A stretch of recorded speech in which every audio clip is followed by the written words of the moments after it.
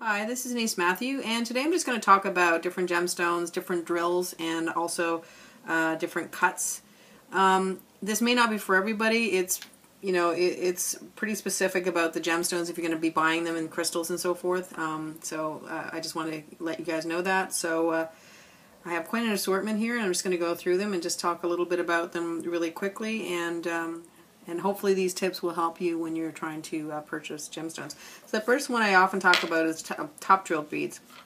A top drill bead is a bead that has a drill up the top, at the top like this. So if I put a wire through it, that's a top drill bead.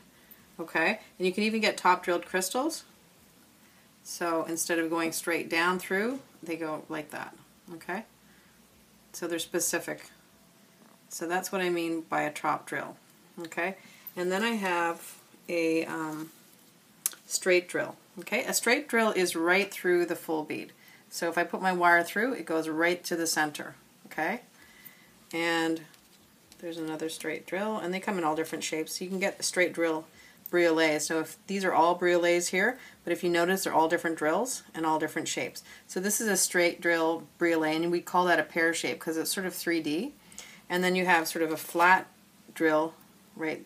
But it's a faceted flat briolet, and it's also got a top drill. And then again, this is a fatter sort of length and width are sort of almost exactly the same. Okay, and that's a top drill as well. And then again, another straight drill where the wire goes straight through. Okay, and then you can have them faceted, which is what you see here, and also you can have it just a smooth flat. All right, and this is just a glass bead. Now that's a different type of drill. It's a sort of a top drill, but it's straight through instead. Okay, and this isn't as common. These are more common, either top drill or middle drill. Now we also have here marquee cut beads, and they're in this sort of diamond shape, and they're again 3D. Generally, you can sometimes get them a little flatter. This one's a little bit flatter, but usually they're quite puffy, like that. And that's a peridot and a smoky quartz. All right, and now we have the rondelles. Now the rondelles come in many sizes, as you can see. You can see here there's a tiny garnet, and that would be considered microfaceted. I'll show you a better picture of a microfaceted, but it's the more faceted you have your gemstones or your crystals, the more sparkly they are. So if you can see this, that's quite sparkly. Now this isn't microfaceted, this is just faceted, but it still has a pretty good sparkle because it's been done quite well. This is a little bit bigger, and you can see a little bit of the facets, but if you really, and this is a smooth rondelle, there's no facets at all on it, okay? But a really microfaceted is, if you can see here, they go with almost, I believe it's lasers, and they go very, very close, and you can see all the different facets. So this would be a much bigger, much better quality sort of peridot than something that didn't have all these facets. Okay, so if you look at something like a smooth, which has no facets, and then this, it's much more sparkly. And then of course I have a carnelian here, which is faceted, but certainly not to the extent that this is. Okay, so that's what they mean by microfaceted. All right, and again, more faceted. Now this is a faceted pearl, and this is a oval facet, and then just more facets. Okay, and now we have the cabochons, and these ones are usually very specific for making pendants and so forth, or rings. This is a ruby. This is faceted, as you can see, and faceted just means that it's been cut in a specific way, much like a diamond. And then this would be a smooth, and it's also flat on the back, so it's easy to use when you're doing a pendant or so forth.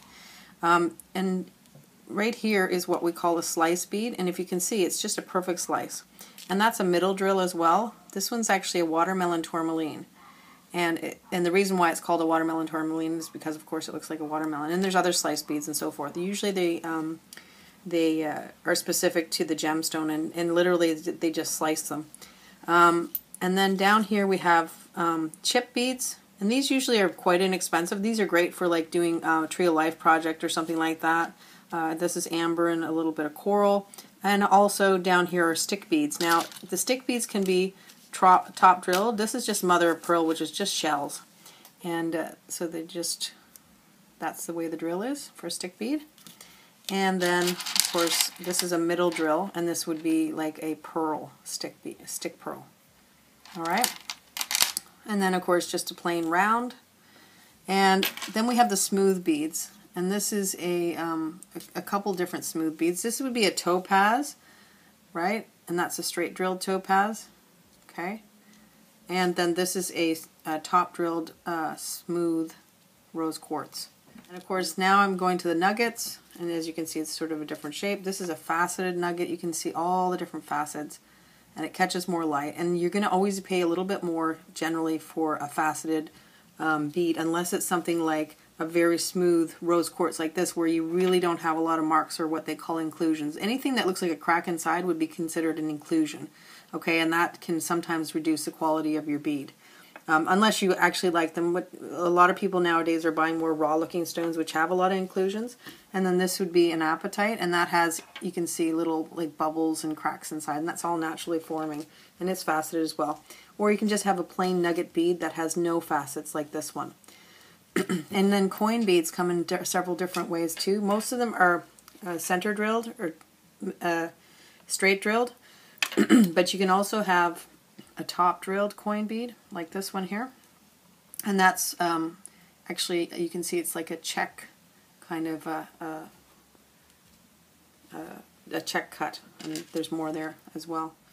Alright, so this is just showing the different types of qualities of beads, and I don't have every quality here, but I'm just going to show you things that you might look at when you're actually shopping.